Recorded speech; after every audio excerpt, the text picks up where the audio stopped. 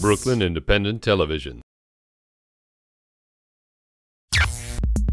We're back here at Nat Holman Gymnasium, home of City College of New York, and joining me is the Executive Director of the CUNY Athletic Conference, Zak Ivkovic. Matter of fact, the basketball championships are taking place, right?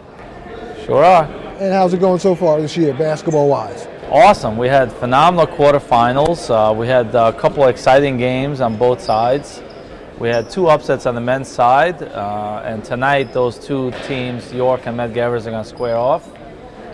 Two overtime games, one game that went down to the wire. So this year has been extremely pleasant from that standpoint. We've had 7, 8 deep, strong teams, not just in conference but out of conference. And so when we have Staten Island, who's been ranked 1 or 2 in the region the entire year. So we're really excited by the entire year. In terms of junior college also, you recently had junior college championships. Bronx Community College has been ranked in the top 10 all year. They've really stepped it up. Bronx and Hostos, couldn't have given us a better game. Bronx won 62-59. Brooklyn's own Claude Blue was the MVP with 23 points and 19 rebounds. Great story in itself. The basketball in CUNY is really stepping it up in a major way, and we're really excited for it. Now, in terms of junior college, Hostos has been one of the top junior college programs in the country. Yeah, they won the national title in 2005 and been strong ever since. And, when somebody achieves a level of success like that, then everybody else wants to step up and beat them. So that's making it a really exciting time in conference, because now everyone else realizes that they need to step up to beat the best. In terms of women's basketball, how's that looking also? Women's basketball has been a Baruch Invitational the last couple of years. They've won a few in a row, but this year Brooklyn College has really stepped up. They went undefeated in the league for the first time ever for Brooklyn College at 11-0. Coach Alex Lang has done a phenomenal job of not just building a solid core of starters, but a really deep bench. And that's really shown to be tremendously good for their program, because they just ran the table the whole year. 19-6 record, 20-6 record now, leading into the semifinals tomorrow. Now, Kingsborough Community College recently won the women's basketball championship in CUNY. Absolutely. For the junior colleges. Absolutely, their first one ever, as a matter of fact. Renetta Copeland has done a great job. Again, it's kind of a thing where you see teams succeeding and you got to step up to beat them. Queensborough for a long time was the women's powerhouse in junior college basketball. 4 years in a row they won the CUNYAC championship.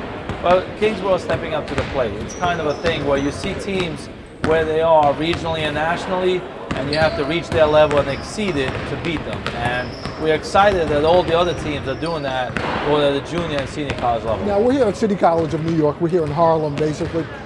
What is the possibility of this championship, this tournament, being held in Brooklyn next year? Interesting. Very good possibility. Our goal has always been to go from the rotation from campus to campus to come to City College, which is our biggest gymnasium. And as you can see, they've done a phenomenal job of hosting us last couple of years. But our goal has always been to go to a major league arena. And we've actually met with both entities and trying to see what works schedule-wise and where we could fit in. But Barclays Center is a strong possibility for us.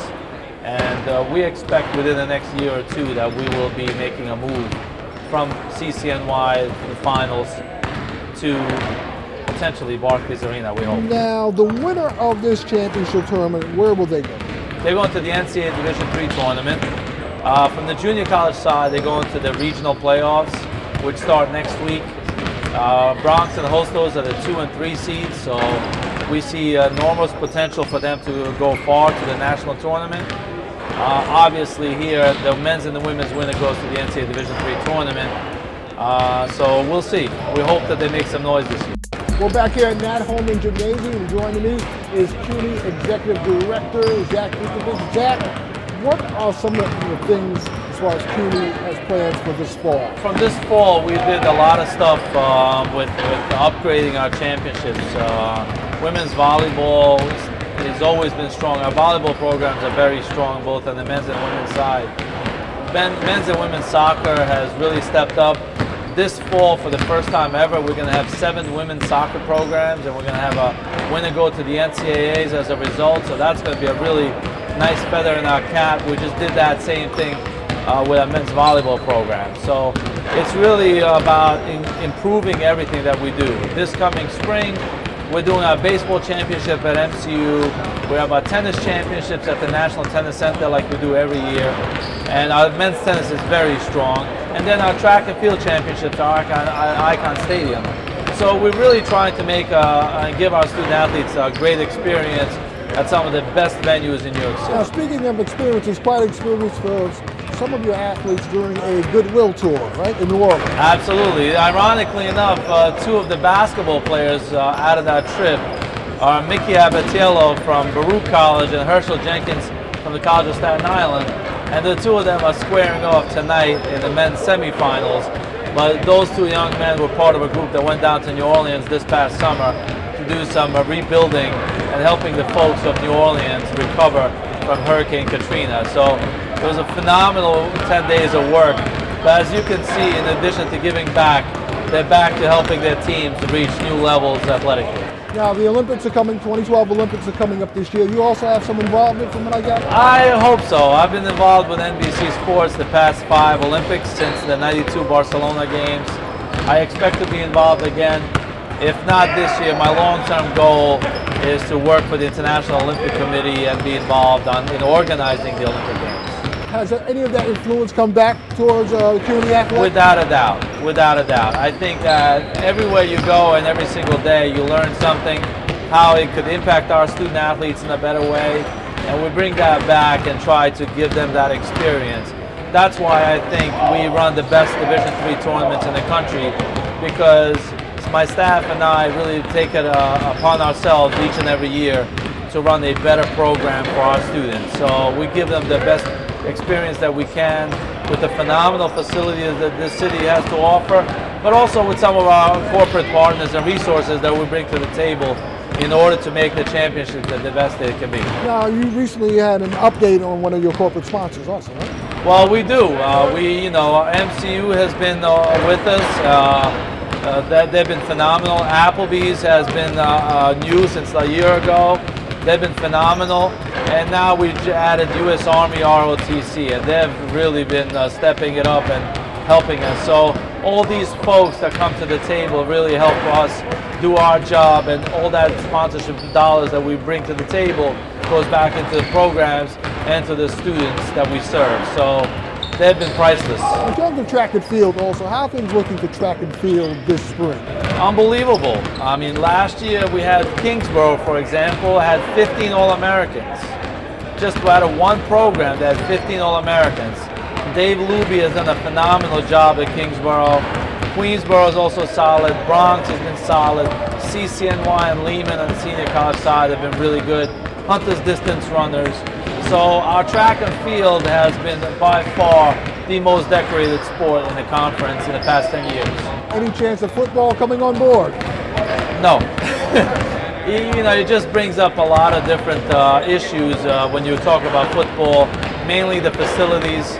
We struggle with New York City and being confined without having outdoor space. It really handcuffs you when you want to expand. We have struggled adding baseball and women's soccer programs as a result. We made some breakthroughs with that last couple of years, but football is a different animal in terms of level of commitment, the dollars spent, and then also the Title IX, because 60% of females, 60% of our students are female. And in order for us to do anything with football, you have to give equal opportunities to women. So therefore, for every 100 football players, you need to add 4 or 5 women's teams in order to satisfy the Title IX requirement of giving women an equal opportunity. And that's where it would be very difficult for us to add football. So you have to balance things out. You do. And the fact that we have 60% of our students as female makes it even more difficult to balance that out. All right, well, Zach, thanks for coming on. You're always welcome here. Thank you for coming to the TCNY Nat Holman Gymnasium. Appreciate it. From Nat Holman Gymnasium in Harlem, I'm Michael Bellamy. Take care and have a safe week. Bye-bye. Watch this and other Brooklyn Independent Television episodes online at brickartsmedia.org/BIT.